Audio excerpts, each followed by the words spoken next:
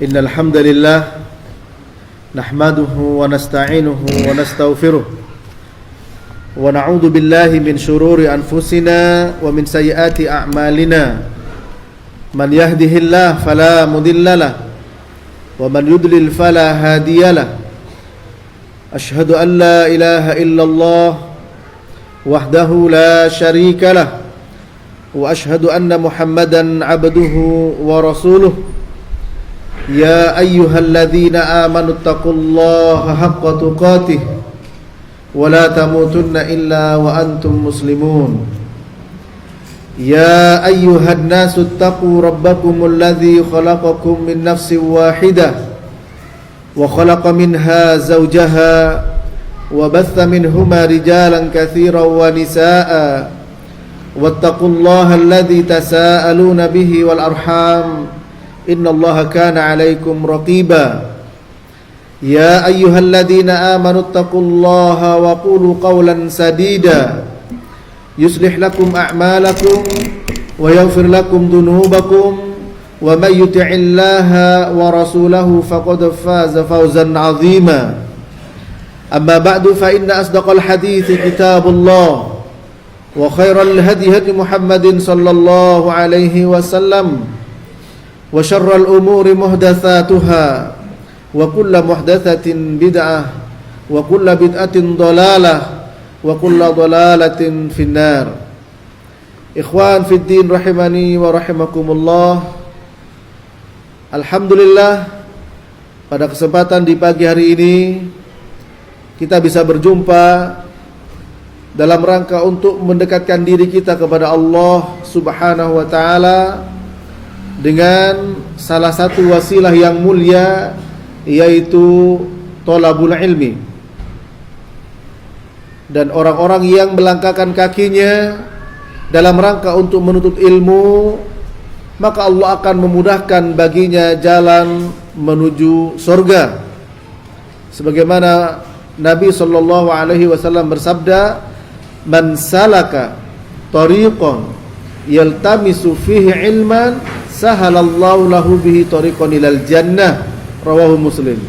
Barang siapa yang meniti satu jalan dalam rangka untuk menuntut ilmu, maka Allah akan memudahkan baginya jalan menuju surga.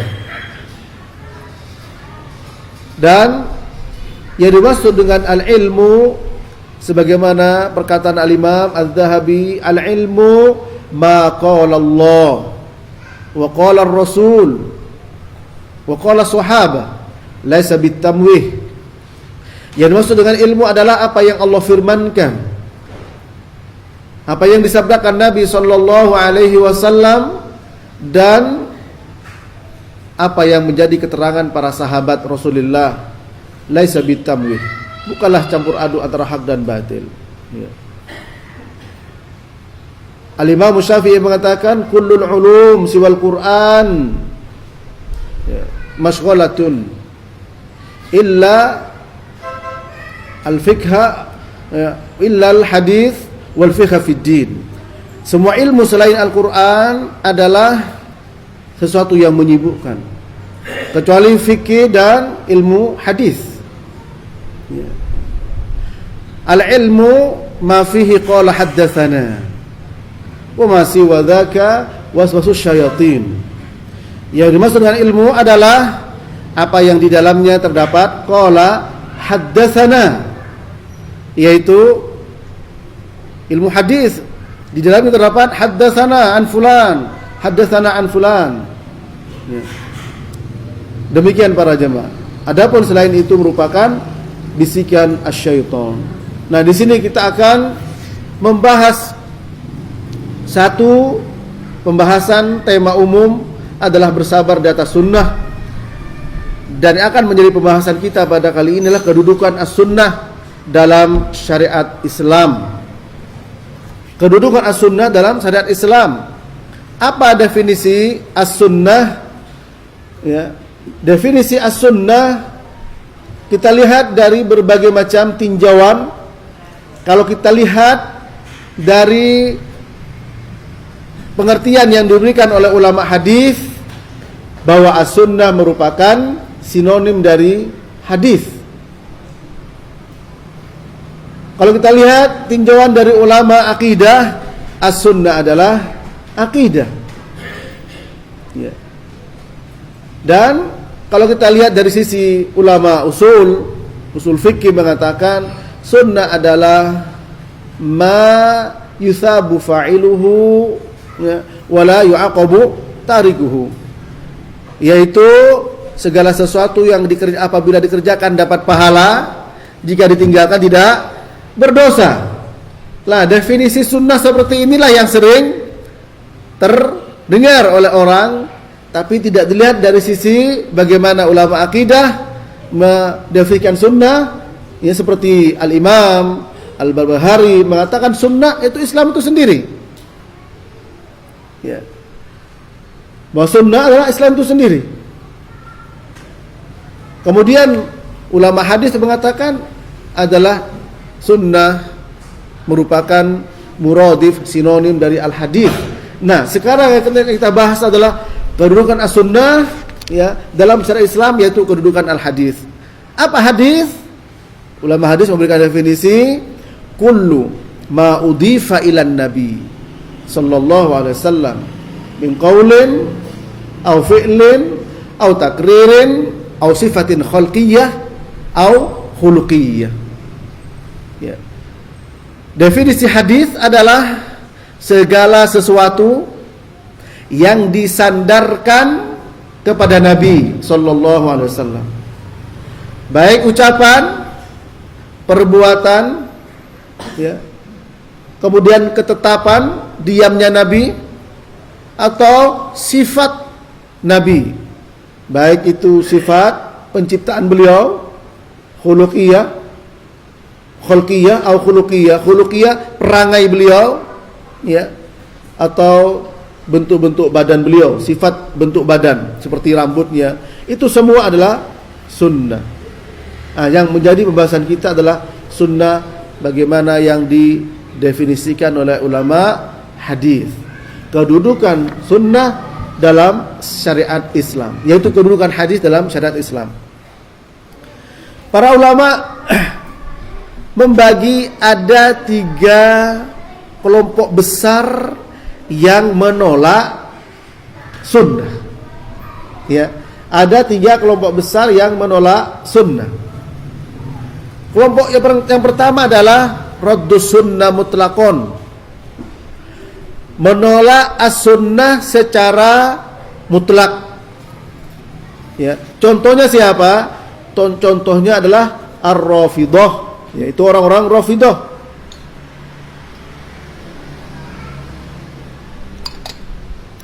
Pada zaman sekarang ada sebagian orang mengatakan tidak perlu kita menggunakan hadis, cukup dengan Al-Quran. Ya, cukup dengan Al-Quran. Sebenarnya orang yang berbicara seperti itu bertentangan dengan pernyataan dia sendiri. Ya, sebab kalau dia mengatakan cukup Al-Quran, maka dengan satu ayat saja sudah tidak bisa menjawabnya. Al-Quran mengatakan wa ma yantiqu anil hawa in huwa illa wahyu yuha. Tidaklah yang terucap dari lisan Nabi bukan dari hawa nafsu, tapi merupakan wahyu semata. In attabi'u illa ma yuha ilayya, tidaklah aku mengikuti kecuali wahyu. Dari situ saja, satu sisi saja, belum dengan ayat-ayat yang lainnya. Insyaallah nanti kita akan perhatikan. Ya. Jadi golongan pertama menolak sunnah secara mutlak. Dan perkara ini sebenarnya terjadi pada akhir-akhir masa sahabat. Sudah ada orang yang menolak sunnah. Di antaranya pertama, ya, asar dari Al-Hasan Al-Basri bahwa Umrah bin Husain kana jalisan wa ma huwa ashabu. Umrah bin Husain Maula Utsman, seorang sahabi, dia duduk bersama kawannya. Kemudian apa? Ada seorang faqala rajulun minal qaum, ada seseorang dari satu kaum berkata, apa ucapannya? La tuhadditsuna illa bil Qur'an. Janganlah kalian berbicara kepada kami kecuali apa? Al-Qur'an. Ini orang ini mengatakan begitu kepada Imran bin Husain bersama kawan-kawannya. Ya. Qala, apa kata Al-Hasan Al-Basri? Faqala lahu. Kemudian berkatalah Imran bin Husain ini, "Utunu, coba kamu ke sini dekat." Fadana, lalu orang itu datang mendekat. Ya. Faqala, berkatalah Ibnu Husain, ya, "Ara'aita law wukilta anta wa ashabuka ilal Qur'an, akunta tajidu fihi salata dhuhri arba'an wa salata al-asri arba'an wal maghrib thalathan taqra' fi isnatain?" Ya. Coba engkau ke sini. Bagaimana pendapatmu? Seandainya engkau dan kawan-kawanmu diwakilkan kepada engkau dan kawan-kawanmu, ya, untuk mencari apa yang ada di dalam Al-Qur'an, apakah engkau akan mendapatkan salat duhur 4 rakaat, asar 4 rakaat, maghrib 2 rakaat, 3 rakaat, kemudian dibaca diantaranya 2 rakaat di pertama dengan yaitu ayat-ayat Al-Quran, maka tidak akan bisa pernah menjawabnya. Dan di zaman sekarang juga banyak orang-orang yang menolak sunnah, menolak hadis. Tidak perlu menggunakan hadis, cukup dengan Al-Quran. Maka cukup ditanya kepadanya, apakah engkau sholat? Kalau dia mengatakan, saya tidak sholat, maka saya yakin dia tidak akan pernah bisa berhasil mendakwahkan seruannya bahwa tidak perlu Al-Quran. Kenapa? Karena orang tahu bahwa sholat ini merupakan kewajiban. Dari orang yang tidak ngaji, dari orang yang jauh dari agama, tahu bahwa sholat itu merupakan suatu kewajiban. Bahkan sebagian ulama mengatakan, ya, al-ma'lum minad din bil darurah, perkara yang diketahui pasti dalam agama. Kalau memang dia mengatakan, iya saya sholat, ya tadi pertanyaan diajukan, engkau sholat duhur, di mana engkau sholat duhur, bagaimana caranya, berapa rakaat sholat duhur, apa bacaannya, apa yang kau baca dalam ruku, cari dalam Al-Quran sampai sobek pun tidak bakal ketemu, ya, tidak akan pernah didapatkan. Akan didapatkan di mana? Di as-sunnah. Sallu kama ra'aitumuni usolli. Sholatlah kalian sebagaimana kalian melihat aku sholat. Ya. Inilah para jemaah yang dimuliakan Allah. Demikian juga asar dari Ayyub As-Sikhtiyani, bahwa ada seorang laki-laki, ya, berkata kepada Mutarrif bin Abdullah ibnu Syikhir, seorang tabi'in juga, dengan mengatakan apa? La tuhadditsuna illa bima fil Qur'an. Janganlah kalian berbicara kepada kami kecuali apa yang ada di dalam Quran. Lalu Mutarrif mengatakan, inna wallah ma nuridu bil Qur'ani badalan walakin nuridu min man huwa a'lam bil Qur'ani minna. Ya.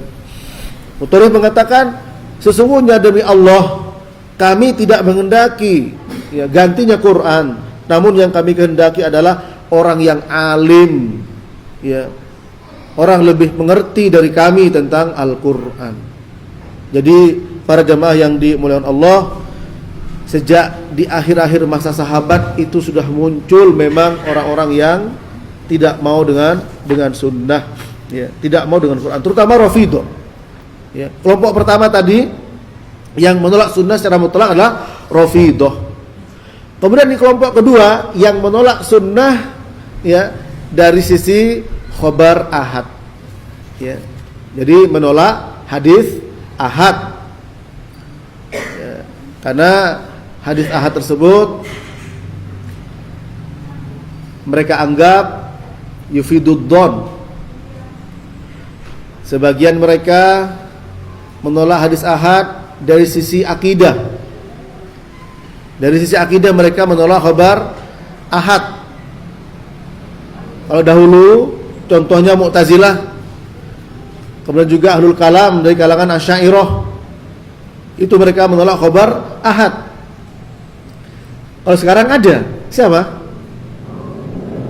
Hah? Ya?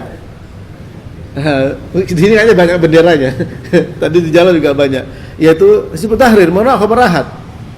Ya. Dan mereka mengatakan untuk hadis ahad, khabar ahad dalam masalah ibadah tidak mengapa. Tapi untuk akidah tidak boleh. Itu keyakinan mereka. Pernah ada seorang ya yang datang ke Jepang, kemudian menyampaikan kepada jamaah, ya, jangan sampai mengambil hadis ahad. Hadis ahad itu ada hadis apa? Hadis yang tidak terpenuhi, ya, salah satu syarat hadis mutawatir. Hadis mutawatir itu apa? Hadis mutawatir adalah hadis yang diriwayatkan oleh banyak orang dari setiap tobaqotnya, ya, yang mustahil mereka bersepakat di atas kedustaan, dan mereka meriwayatkannya dengan panca indera mahsus, seperti saya melihat, ra'aitun nabi, ya, haddatsana, sami'tu Rasulullah, itu namanya khabar mutawatir. Mutawatir seperti tawataro. Mutawatir dari kata tawataro. Tawataro, ya, yaitu apa?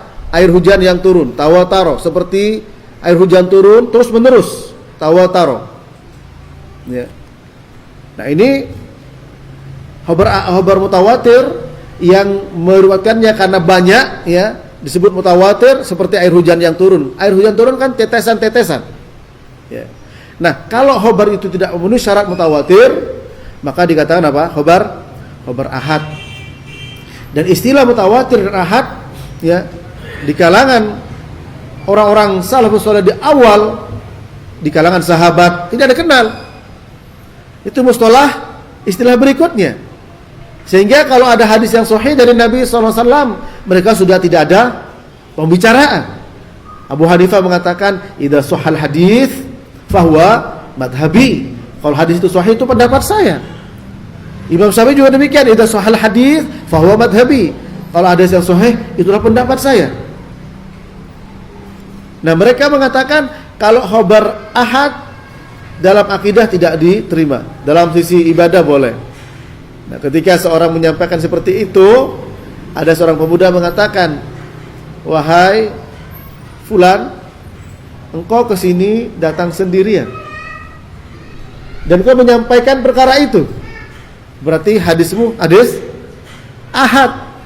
Maka kami gak mau terima omonganmu, kecuali kamu datang 10 orang mengatakan yang sama, baru kami terima. Dia gak bisa menjawab, ya, karena dia datang sendiri mengomong begitu. Dan omonganmu ini khabar, dan juga masalah akidah. Engkau mengatakan kalau urusan akidah jangan diambil, ibadah nggak apa-apa, berarti itu akidah.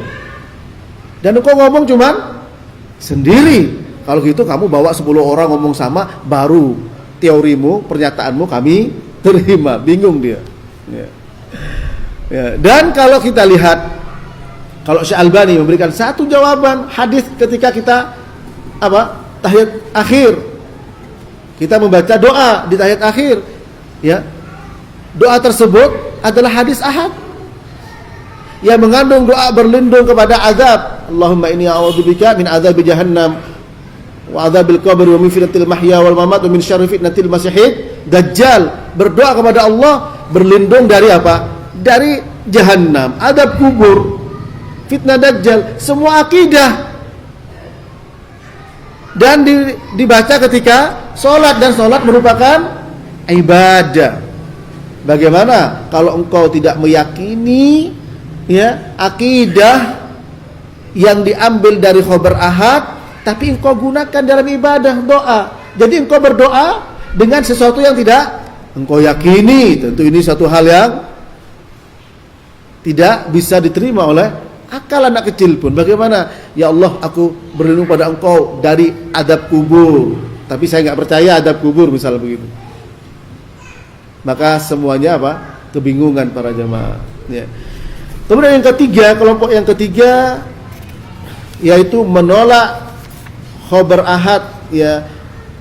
Karena apa? Az-ziyada 'alan nas. Yang ketiga, raddu ziyada 'alan nas.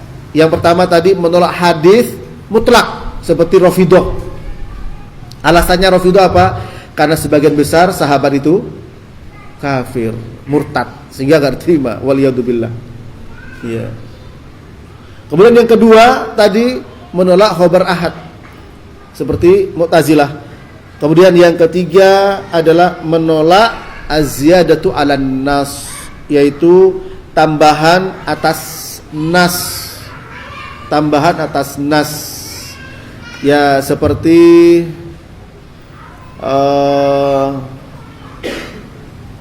di dalam Quran,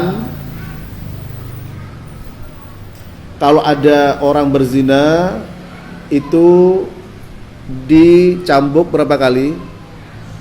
100 kali, ya.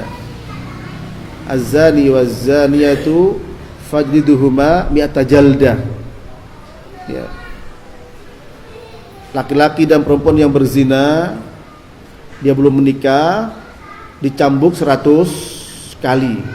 Nah, di dalam hadis ada tambahannya, wa taghribu am, diasingkan selama setahun. Nah, ini enggak mau terima. Karena itu termasuk az-ziyada 'alan nas. Itulah tiga kelompok besar yang dibagi oleh para ulama, ya, di dalam menolak as-sunnah. Ikhwan fiddin rahimani wa rahimakumullah. Kita tahu bahwa as-sunnah yang dimaksud adalah al-hadis, dan Nabi sallallahu alaihi wasallam beliau sudah menyatakan dengan tegas, ala inni utitul kitab wa mithlahu ma'ahu. Ingatlah, aku diberi oleh Allah Ta'ala Alkitab, yaitu Al-Quran, dan yang semisalnya. Ala inni utitul Quran wa mithlahu ma'ahu. Ingatlah, aku diberi Al-Quran dan yang semisalnya.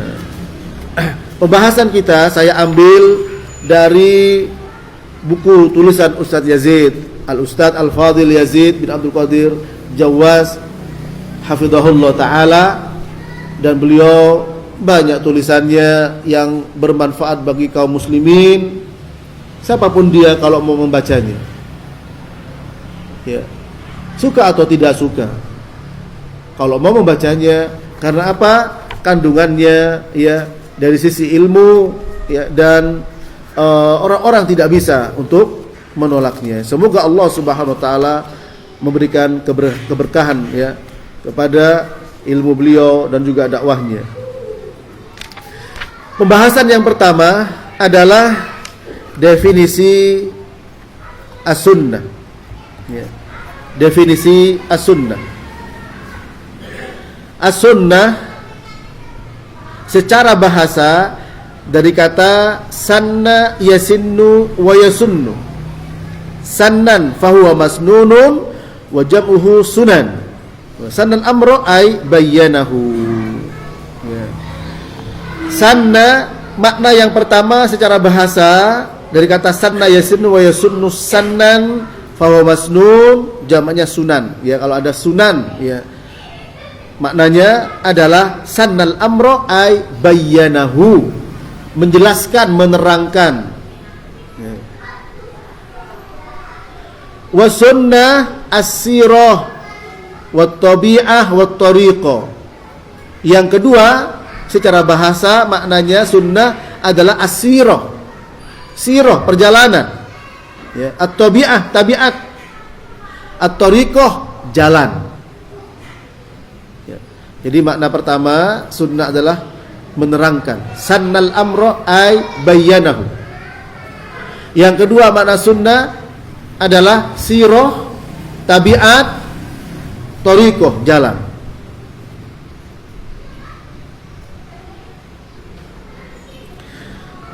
Kemudian juga as-sunnah maknanya wasunnatu minallah, ada perkataan wasunnatu minallah, yakni hukmuhu wa amruhu wa nahyuh.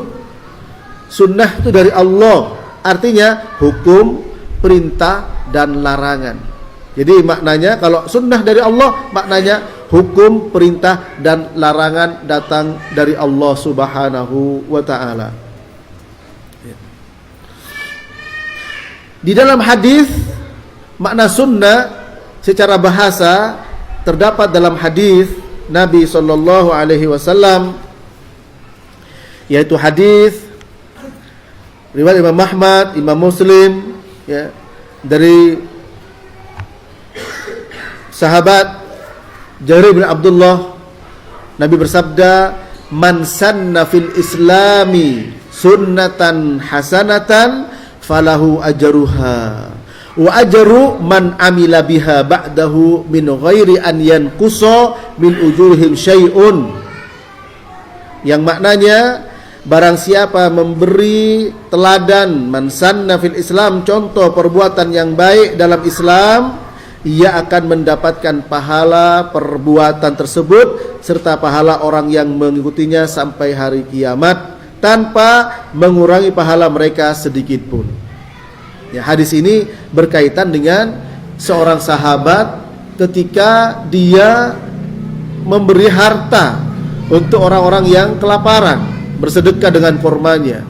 Lalu Nabi mengatakan, man sanna fil islami sunnatan hasanatan falahu ajruha wa ajru man amila biha ba'dahu min ghairi an yanqusa min ujurihim syai'un.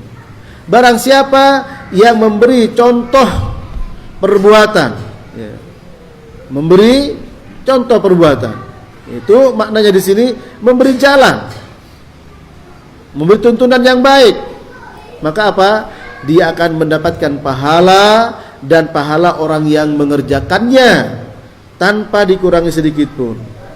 Demikian sebaliknya, wa man sanna fil islami sunnatan sayyi'atan kana alaihi wizruha wa wizru man amila biha min ba'dih min ghairi an yanqusa min auzarihim syai'un. Barang siapa yang memberi contoh dalam Islam, contoh yang buruk, yang tercela, maka dia mendapatkan dosanya dan dosa orang-orang yang mengerjakannya tanpa terkurangi sedikit pun dari dosa-dosa mereka. Ya. Ini adalah definisi sunnah, ya. Termasuk juga dalam hadis, la tattabi'anna sunana man kana qablakum shibran bi shibrin dira'an bi dira'in hatta law dakhalu juhra dabbin lattaba'tumuh. Faqulna ya Rasulullah al yahudu wan nasara, qala faman. La tattabi'anna sunan, sungguh benar-benar engkau akan mengikuti sunan orang-orang sebelum kalian. Jamak dari sunnah, yaitu jalan, cara hidup. Nah, ini makna sunnah secara bahasa, ya. Dan adapun sunnatullah, ya, tadi saya sebutkan wasunnah minallah, yaitu sunnatullah terdapat dalam surat Al-Ahzab ayat 62, ya. Sunnatullah fil ladina khalau min qabl, sebagai sunnah Allah yang berlaku juga bagi orang-orang yang terdahulu. Maknanya adalah hukum-hukum atau perintah-perintah. Ikhwan fiddin rahimani wa rahimakumullah, itu definisi sunnah secara bahasa. Kemudian definisi sunnah menurut syariat, ya.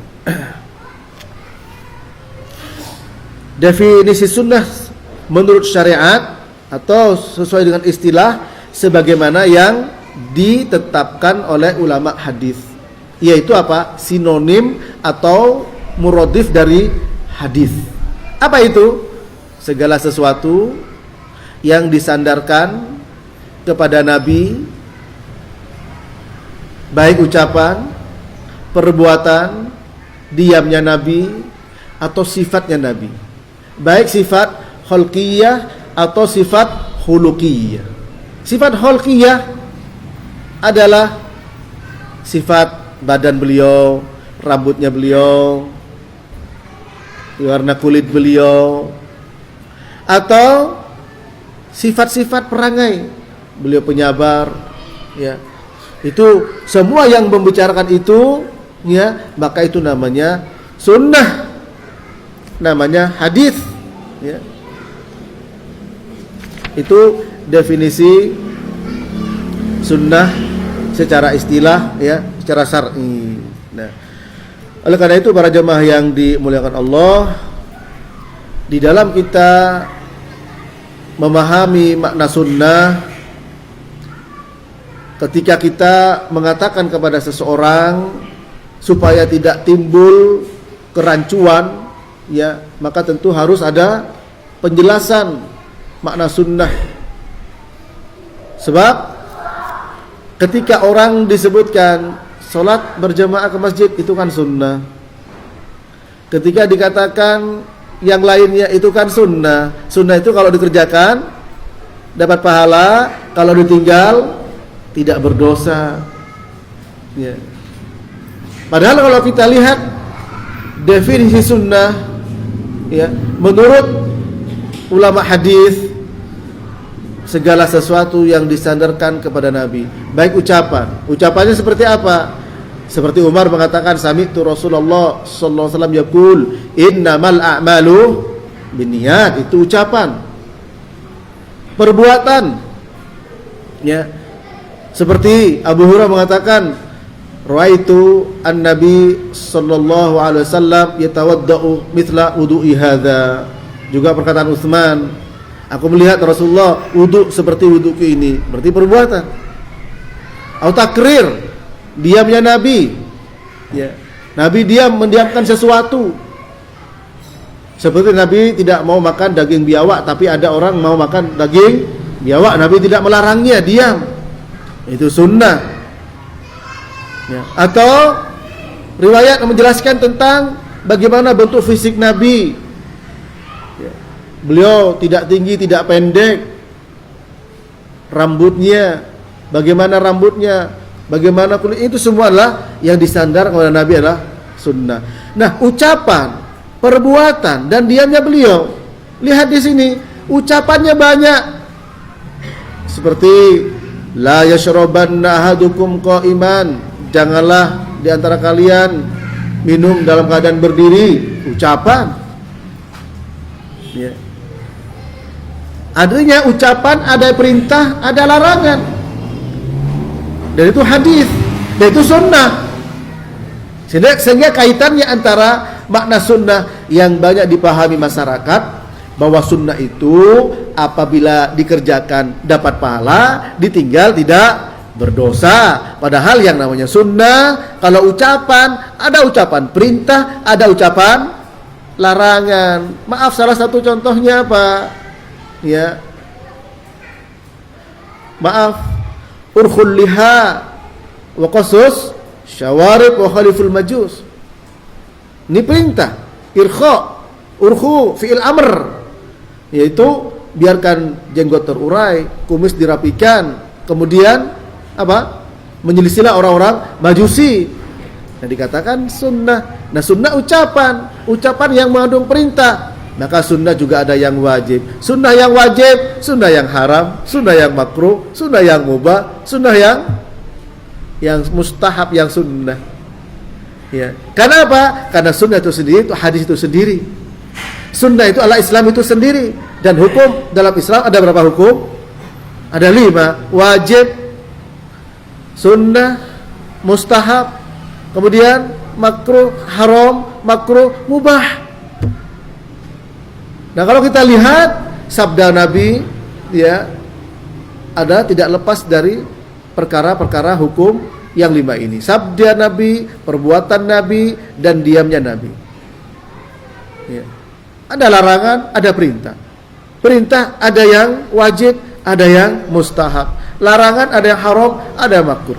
Kemudian ada yang ada perkara mubah. Nah, ini para jemaah, dengan mengetahui itu tidak ada lagi yaitu kerancuan-kerancuan, ya, yang terjadi di masyarakat. Karena apa?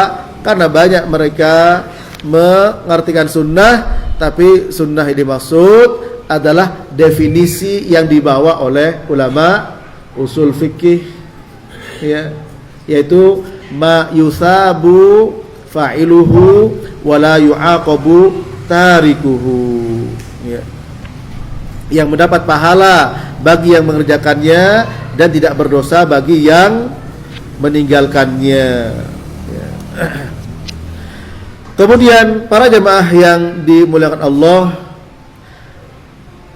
ada sunnah lawannya apa? Bid'ah. Nah, inilah yang sering disampaikan oleh ulama akidah, ya, bahwa sunnah itu lawannya adalah bid'ah, ya. Dan sunnah berkaitan dengan akidah, berkaitan dengan ibadah, maka yang menyelisihi sunnah dalam akidah dikatakan bid'ah. Seperti bid'ahnya Khawarij yang mengatakan bahwa pelaku dosa besar, ya, mati belum minta ampun, maka tempatnya neraka selama-lamanya, dikatakan kafir. Ini bid'ah dalam masalah akidah. Bid'ahnya Mu'tazilah mengatakan tidak kafir, tidak mukmin.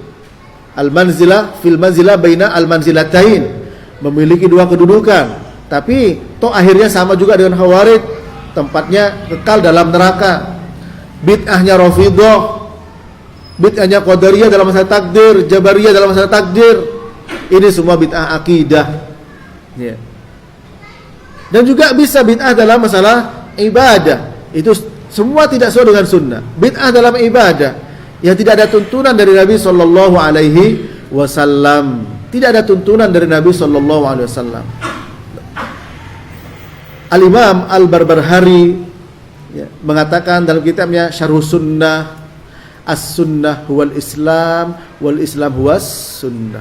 As-sunnah hiyal Islam was sunnah huwal as-sunnah hiyal Islam wal Islam huwas sunnah. Sunnah adalah Islam, Islam adalah sunnah.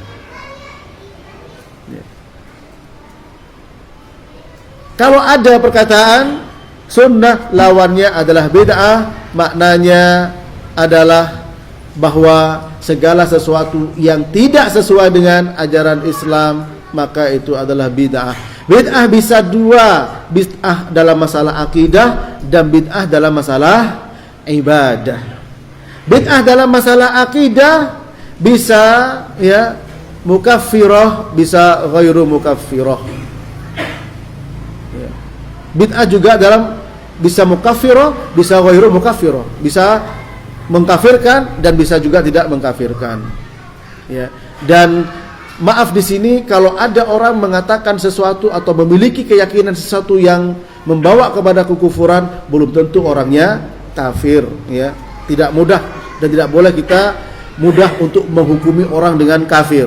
Harus terpenuhi syaratnya, ya. Terpenuhi syaratnya dan tidak ada penghalang. Kalau kita berbicara barang siapa berkata begini, maka perkataannya bid'ah dan perkataannya itu bisa menjerumuskan kepada kekafiran, belum tentu orang itu kafir.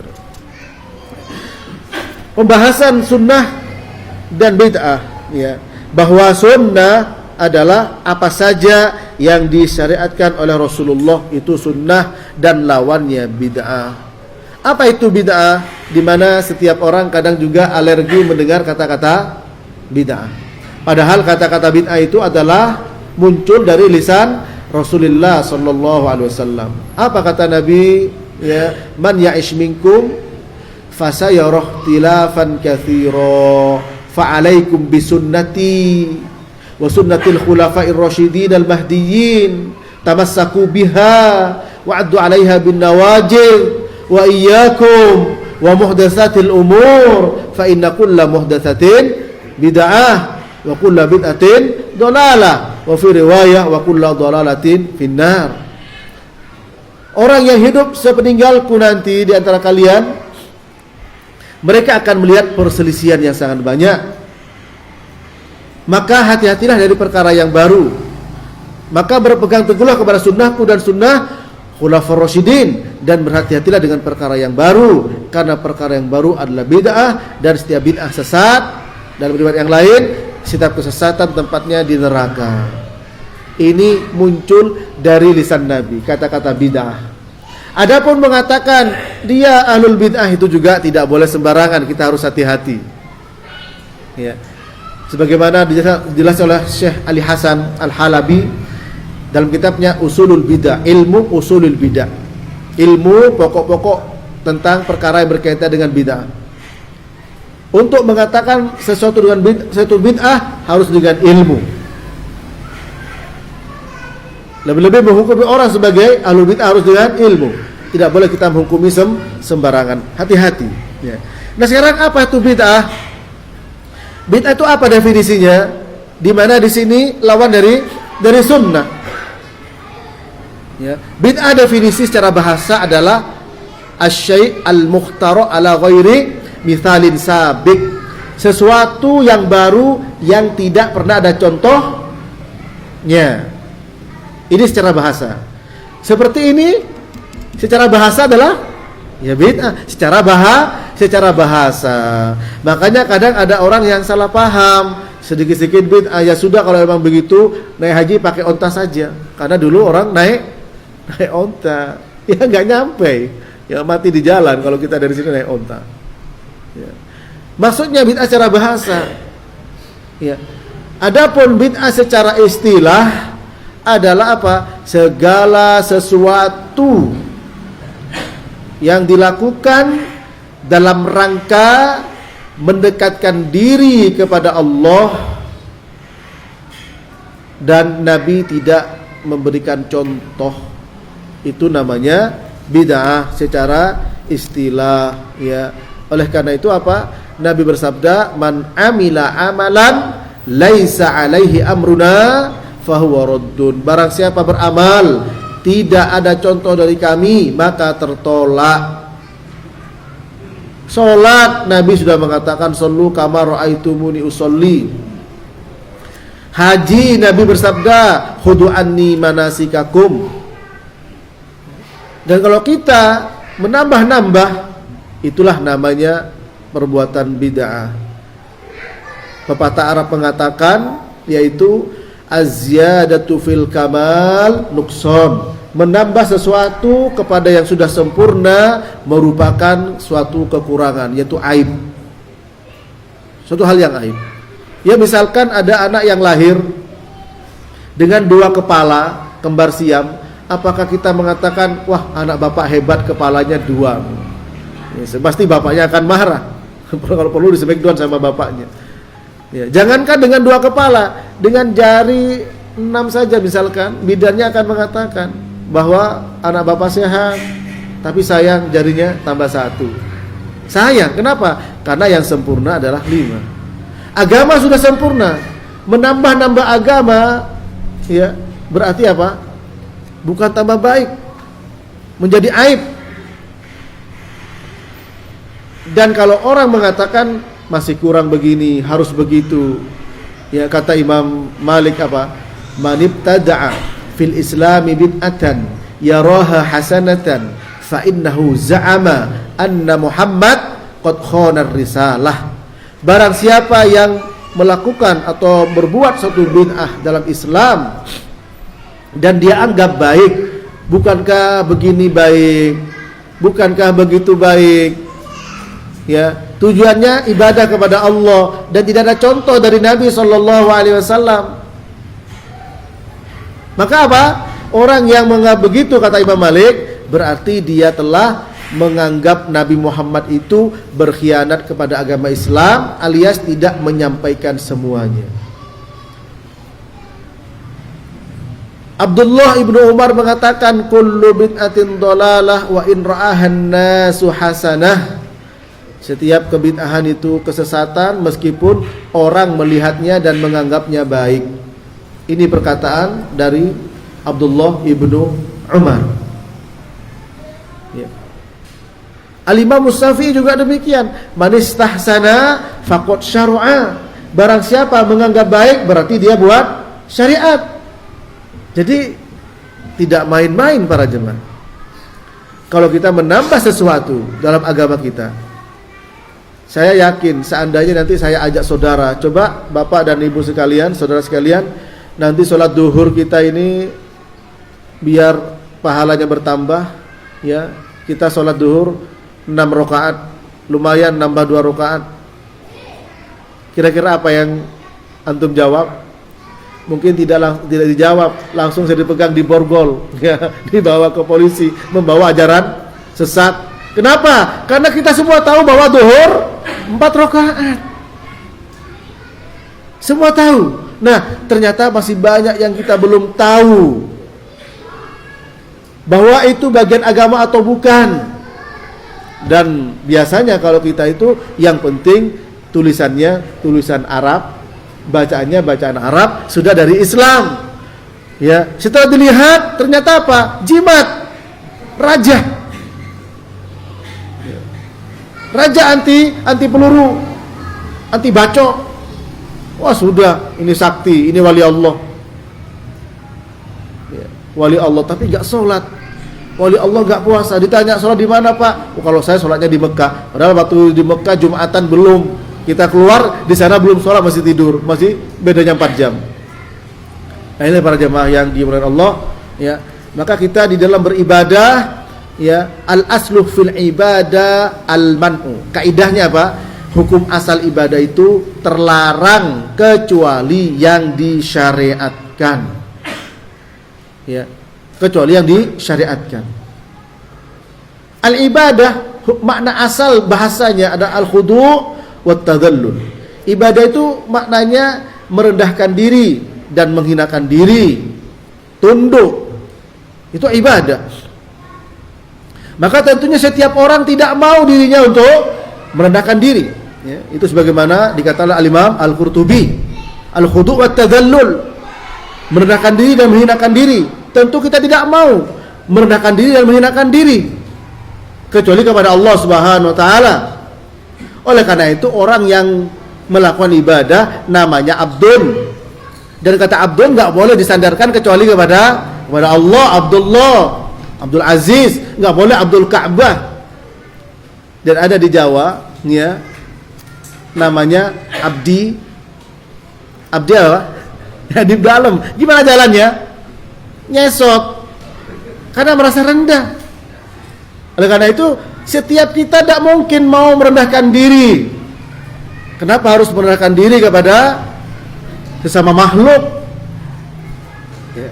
Sehingga ketika dikatakan Anda telah beribadah, oh tidak, Anda telah beribadah kepada kuburan, tidak. Ya. Kami tidak beribadah kepada kuburan. Ma na'buduhum illa liyuqarribuna ilallahi zulfa. Kami enggak nyembah mereka kok, cuman untuk biar dekat kami dengan Allah Subhanahu wa taala. Itulah bantahan orang-orang musyrik Quraisy. Maka kalau kita lihat ibadah maknanya merendahkan diri dan menghinakan diri secara bahasa, dan disebut oleh Syaikhul Islam ismun jami'un likulli ma yuhibbullah wa yarda minal aqwal wal af'al adh-dhahira wal batinah. Nama yang mencakup segala sesuatu yang dicintai dan diridhai oleh Allah, baik ucapan maupun perbuatan, zahir maupun batin, itu ibadah. Nah, kaitannya dengan sunnah, kalau kita beribadah tidak sesuai dengan sunnah, maka terjerumuslah ke dalam yang namanya bid'ah. Ya. Yang namanya bid'ah. Dan orang menganggap sesuatu yang tambahan-tambahan dalam Islam dianggap sesuatu yang baik. Dan tadi sudah saya sampaikan athar dari sahabat Ibnu Umar, athar Imam Malik, perkataan Imam Asy-Syafi'i, bahwa semua menolak, ya, bahwa juga perkataan orang Arab, az-ziyadatu fil kamal nuqsan, menambah sesuatu pada yang sudah sempurna ada sebuah kekurangan. Kalau saya ajak saudara untuk sholat duhur 6 rakaat, bukan hanya menolak, bahkan Anda akan mengadakan perhitungan dengan saya bahwa ini merupakan, ya, suatu ajaran sesat. Kenapa? Karena sholat sudah banyak yang tahu. Al-ma'lum minad-din bid-darurah. Tapi banyak perkara-perkara yang belum dipahami oleh kaum muslimin. Bahkan di masa tabi'in, di masa Sa'id ibn Musayyib rahimahullah ta'ala, ada orang sholat lagi setelah sholat subuh, ya, lebih dari 2 rakaat. Kalau 2 rakaat barangkali dia qadha, lebih dari 2 rakaat. Ditanya, ditegur, orang tersebut nggak terima. Apakah Allah akan mengadab saya karena sholat? Kemudian apa kata Sa'id bin Musayyib? Tidak, Allah mengadabmu karena engkau menyelisihi sunnah. Ada orang datang kepada Imam Malik, dia mau ihram. Imam Malik, karena Imam Malik Imam Darul Hijrah Madinah, dari mana saya harus ihram?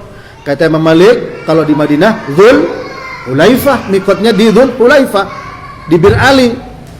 Orang ini bilang apa? Tidak, saya mau ihram dari Masjid Nabi, dekat kuburan Nabi, supaya pahalanya tambah banyak. Karena antara Masjid Nabi dengan Dzul Hulaifah kurang lebih jaraknya 7 kilo. 7 kilo ya lumayan, mendingan talbiyah dari Masjid Nabi, maunya lebih banyak lagi pahalanya. Jangan, kata Imam Malik, nanti engkau tertimpa fitnah. Lalu Imam Malik mengatakan, membawa firman Allah, ya, surah An-Nur ayat 63, falyahdharil ladzina yukhalifuna an amrih an tusibahum fitnah au yusibahum adzabun alim. Hati-hati orang yang menyelisih perintah Rasul, ya, perkara Rasul tidak mengerjakan, Rasul tidak memerintahkan, Rasul tidak menyuruhnya, tidak menganjurkan. Kenapa engkau melakukannya? Maka hati-hatilah yang menyelisihi perintah Rasul. Dari apa? Antusibahum fitnah au yusibahum adzabun alim, tertimpa fitnah atau adab yang pedih. Ubay bin Ka'ab mengatakan, engkau sederhana di dalam sunnah jauh lebih baik daripada bersungguh-sungguh tapi tidak sesuai dengan sunnah, ya. Tidak sesuai dengan sunnah para jemaah. Dan banyak yang gulu seperti itu. Dan di masa sahabat sudah terjadi. Di masa Nabi ada 3 orang yang datang kepada Nabi SAW, datang kepada keluarga beliau, menanyakan bagaimana tentang ibadah beliau. Satu orang mengatakan, kalau memang seperti itu Nabi, saya mampu sholat terus tanpa tidur. Yang kedua mengatakan, aku mampu untuk puasa terus tanpa berbuka. Yang ketiga mengatakan, aku mampu untuk tidak menikahi wanita. Nabi mendengar itu mengatakan, inni akhsyakum, aku adalah orang yang paling takut kepada Allah dan paling bertakwa kepada Allah daripada kalian. Aku juga sholat, aku juga tidur, aku puasa juga berbuka, aku juga menikahi wanita. Faman raghiba an sunnati falaysa minni, barang siapa tidak suka dengan sunnahku maka tidak termasuk golonganku, ya. Barang siapa yang tidak suka dengan sunnahku maka tidak termasuk golonganku. Ikhwan fiddin rahimani wa rahimakumullah. Itulah, ya, beberapa perkara yang berkaitan antara sunnah, ya, dalam lawannya dengan bid'ah, ya, dalam masalah ibadah. Tidak hanya ibadah saja, juga dalam masalah akidah, ya, seperti akidahnya Khawarij. Makanya dikatakan ahlul bidah, Mu'tazilah, Qadariyah, Jabariyah dan yang lainnya. Mereka dikatakan, ya, ahlul bidah karena kenapa? Karena akidahnya tidak sesuai dengan sunnah. Maka sunnah, ya, kalau dimutlakkan maknanya adalah lawan dari akidah. Tapi sunnah yang kita bahas pada kesempatan ini adalah yaitu muradif dari hadis. Ya. Bagaimana kedudukan as-sunnah dalam Islam? Pembahasan kita yang kedua. Yang pertama, para jemaah yang dimuliakan Allah, umat Islam sepakat bahwa sumber hukum kita ada berapa? Ada yang disepakati kaum muslimin? Yang disepakati kaum muslimin Al-Quran, As-Sunnah, Al-Ijma', Al-Qiyas, ya. Itulah al-adillatu al-muttafaq alaiha. Quran, Sunnah. Makanya ketika kita katakan, masa cuma Quran Sunnah, dia bilang, padahal ada ijma', padahal ada qiyas, Bukan kita menolak ijma, menolak qiyas. Nanti kita akan jelaskan bagaimana ijma kedudukannya. Bagaimana kok timbul adanya ijma? Bagaimana kok timbul adanya qiyas? Ya, memang nggak lepas dari dua. Nanti insya Allah kita akan lanjutkan karena sudah ada warning ya untuk istirahat. Ya, alhamdulillah ini ada, mudah-mudahan ada coffee breaknya untuk antum. Barakallahu fikum wa sallallahu ala nabiyyina Muhammadin wa ala alihi wa sahbihi wa sallam wa akhiru da'wana alhamdulillahi rabbil alamin. Demikian ya, ikhwan.